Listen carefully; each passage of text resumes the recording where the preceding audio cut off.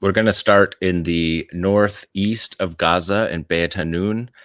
The Israelis reinvaded Beit Hanun 2 weeks ago for a few days, and as soon as they did that, there was resistance videos from Beit Hanun. And as Abu Ubaidah said, the spokesperson for Qassam the other day, everywhere they go, everywhere the Israelis go, we're there, and that's proof in Beit Hanun. If we could go to just 0 here, Tamara. Also, it's worth pointing out that that when the Israelis said that they had taken control of Beit Hanun, 90% of the Jewish Israeli population thought they were winning the war. And today, less than 60% believe they're winning the war, despite not really getting any of the news from on the ground in Gaza.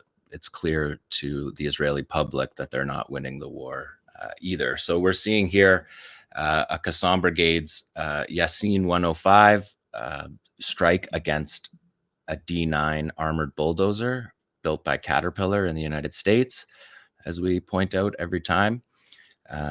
And this is in Beit Hanun. This was a video that was released just the day before yesterday, but it's dated the 22nd of April.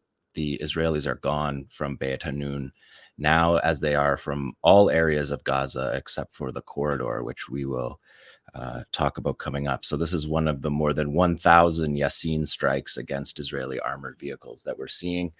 Presumably fighters able to access this area through tunnels, still able to move around throughout the Gaza Strip, as they have been throughout this war now, 7 months on, and the resistance is still able to carry on these attacks at any place that the Israelis reinvade. The Israeli plan right now is to stay in these buffer zones and to carry out these raids periodically.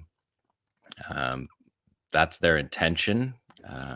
The resistance is making that a difficult proposition for the Israelis, as we have seen for the past 6 months. Let's check out number 1 here, Tamara. This is an Aloul sniper attack. This is a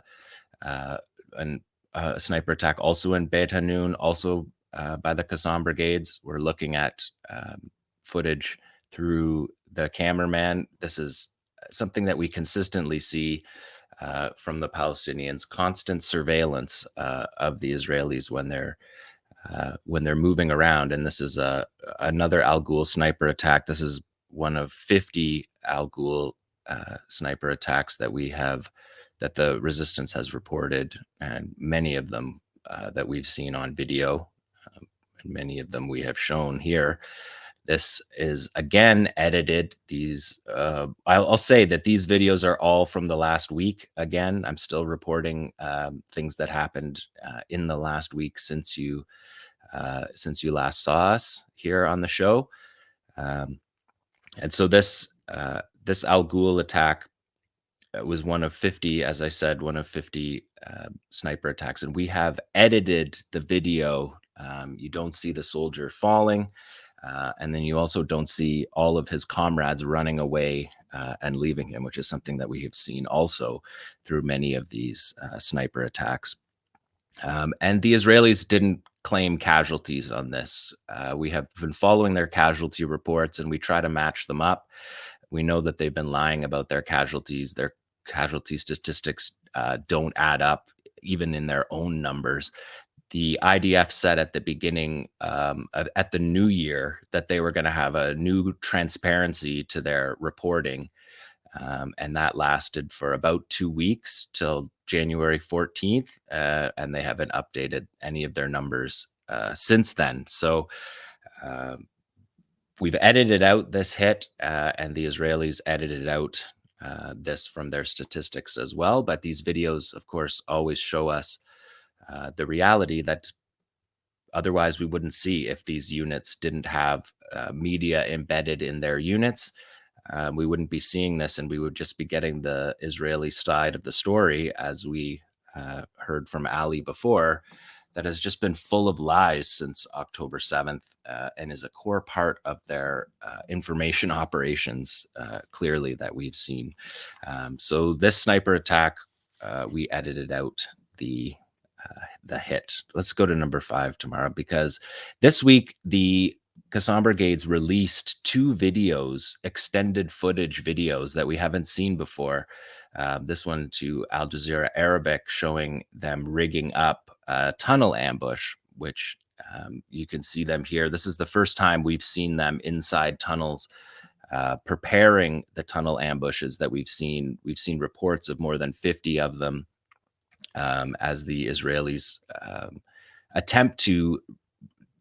They haven't even there. I was going to say they attempt to root out the tunnels in Gaza, but they haven't even really been doing that. We remember early on in the war, they were counting every tunnel shaft. They've stopped doing that. The pretense that they're actually going to defeat the resistance in Gaza has fallen away. We know that their military operation is basically revenge and destruction. There's nothing like a systematic attack on the resistance. They're just destroying the Gaza Strip. And these tunnel ambushes are one of the reasons why they stopped going down in tunnels into the same way that they had intended to at the beginning. We're watching here Qassam fighters burying one of the many different types of anti-personnel mines that the Palestinians have created. And all of these weapons are built in Gaza. And the what we're seeing here is in this Al Jazeera video is 4 different types of explosive devices built in Gaza. We can see the way that they have set up these devices in the tunnels. The key to these tunnel ambushes is, of course, intelligence, surveillance, and reconnaissance, which the Palestinians have significant in the Gaza Strip, of course, their own neighborhoods. They know the area. And they are able to move through their tunnels corresponding to above the ground. We're watching here.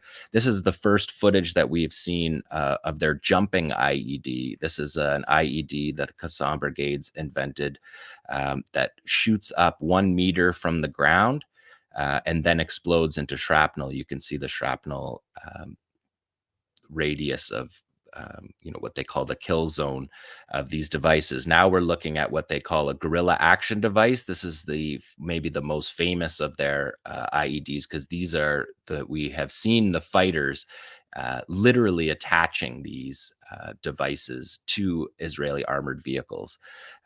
It's attached with a magnet, and then it has a clip. Once the pin is pulled, there's 4 seconds that the fighter has to get out of the way. We're showing here research and development by the 𝐶assam Brigades. And this has been an important part of the armed struggle that we've seen for the last 7 months, is that the Palestinians are still able to fight after all this time because they have built their own indigenous weapons industry. And you can see here in this footage from Al Jazeera that they're showing us research and development of these weapons. And just to give you a sense, in 2005, the Shawaz IED, explosively formed penetrator, it was in their 8th edition by 2005. So the research and development is constant. And this is a program that was started by Adnan Al-Ghul. And the idea basically was, because the Palestinians are living under siege constantly, the idea of importing their weapons wasn't practical. They had to build the weapons themselves with the raw materials that they had in Gaza. In some cases, that's unexploded ordnance. Some cases, it's other weapons that are repurposed. And so they have built this industry for themselves. And that's the reason why they're able to carry on fighting after all this time. They built their own hand grenades. They built their own rockets and mortars. They built their own anti-tank weapons that we've seen, of course, the Yasin 105. And they built their own improvised explosive devices. So we're seeing all 4 different types of their explosive devices here being used in this video. Let's go to number 6 here, Tamara, because this is a Hornet strike that we saw. This is extended footage of an anti-tank missile strike that the Palestinians carried out in December. This is a Hornet anti-tank missile strike against a convoy. And they released this to Al Arabi television, showing us the surveillance of this operation and the extended footage of this operation. This is something that's going to happen, I think, increasingly as this war, or as the time passes after the war. We're going to see extended footage of these operations. You can see the tank convoy here. You can just see the destruction, total destruction all over. This is in December, and it's still destroyed, or it was destroyed as of December, and it's only been worse in the months since then. So you can see them tracking this convoy of armored vehicles here. They're tanks and Aton fighting vehicles. And now we're seeing drone footage. This is drone footage captured by the Qassam brigades from the Israelis. And I showed you this in previous episodes where the Palestinians have commandeered Israeli drones and landed them safely without any scratches on the vehicle, on the drones at all. And that's what we're seeing here, is Qassam matching this drone footage that they captured of the aftermath of this Cornet anti-tank missile strike. And you can see the burning armored vehicle there, the burning Jeep. This was an attack on a Jeep. And you can see this from the Israeli drone footage from the scene. So the Qassam brigades released this week to Al Arabiya television. And that's what you can see now. We're seeing the drone actually literally be landed by the Israeli troops.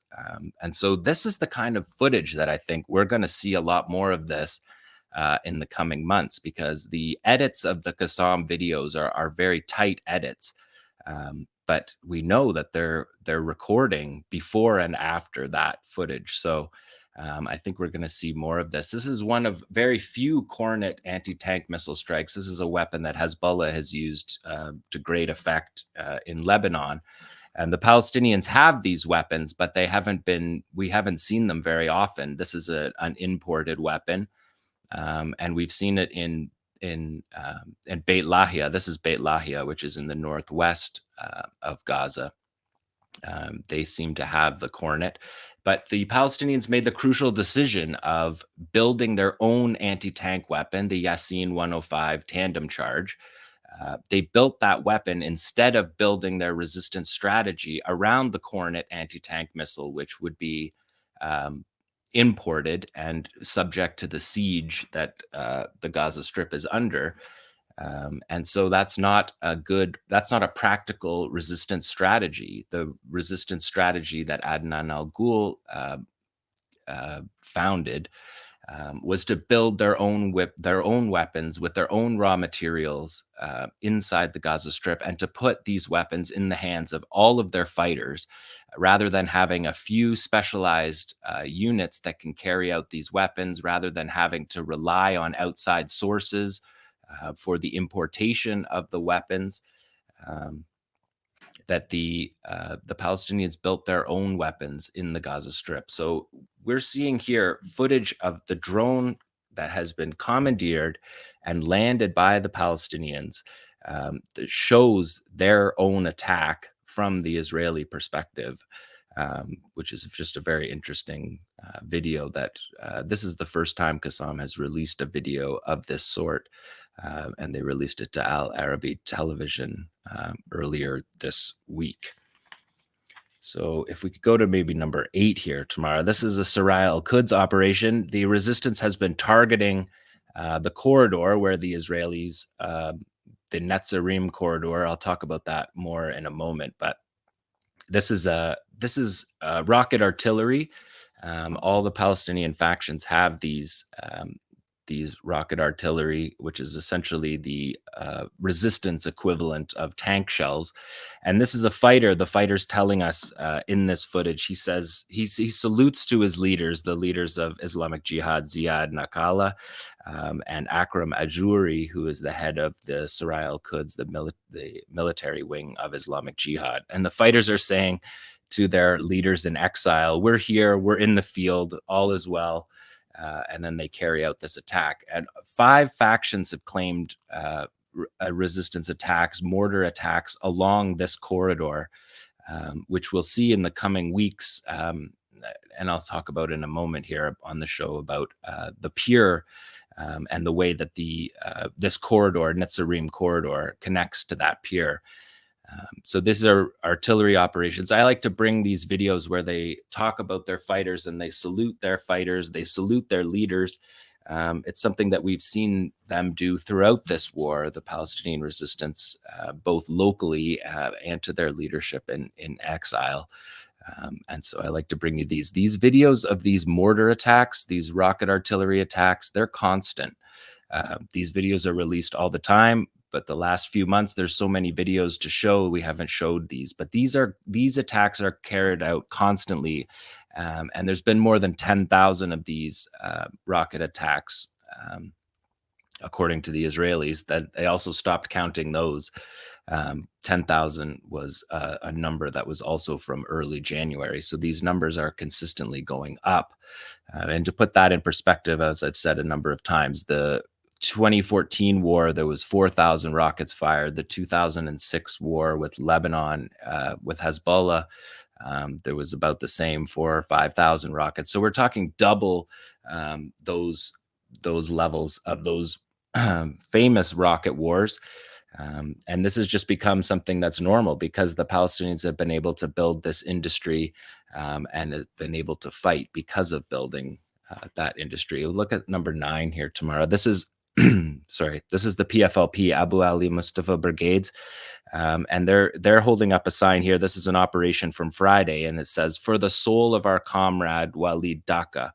And Walid Daka was a PFLP operative who was in Israeli prison, the longest serving Palestinian prisoner. He died in captivity. He died in captivity a couple weeks ago, and Israel is refusing to turn over his body, keeping him, as they have done for many, keeping the bodies, not even returning the bodies, not even allowing freedom in death. And so this is the PFLP saluting Walid Daka. Again, communication between the West Bank and Gaza, understanding of the history of the struggle, saluting their fighters. And leaving these messages that are dated the same day that we're seeing the attack, showing that these videos are put out immediately. And this is still the case 7 months on. It's still the case for these smaller groups like the PFLP, that they're still fighting. So this idea that Israel is destroying Hamas as a national army is not happening, but it's also not happening to these smaller guerrilla groups. And that is clear by these videos that we see constantly. And putting these sort of handwritten notes and communicating in this way is a further proof to the Israelis, to the Palestinians, to anyone in the world watching, that the resistance is still, it's still not only there, but it's still functioning in a way that makes it impossible for Israel to carry out its long-term plan. And that's why we see the Israelis pulling out and carrying out attacks from the air, which is something that we always want to point out, that these, just because the ground war isn't going on every day, the aerial attacks are still going on. The Israelis are still killing scores of people every single day in their homes. And that's going on. People cite the statistic of 34,000, 33,000. That number hasn't really changed in the last few months because of the ability, because of Israel wiping out the hospital system, the healthcare system, destroying civil defense crews' equipment that could dig people out of the rubble. There's a lot of people. The number of 34,000 is sadly an undercount of what's going on in Gaza constantly. Thanks for watching this video. Please subscribe to our YouTube channel, hit like, leave a comment. These engagements help us with the YouTube algorithm, and it helps us to get around Silicon Valley censorship as much as possible. It does make a difference. You can also support our journalism by going to electronicintifada.net and clicking on donate now. Thank you.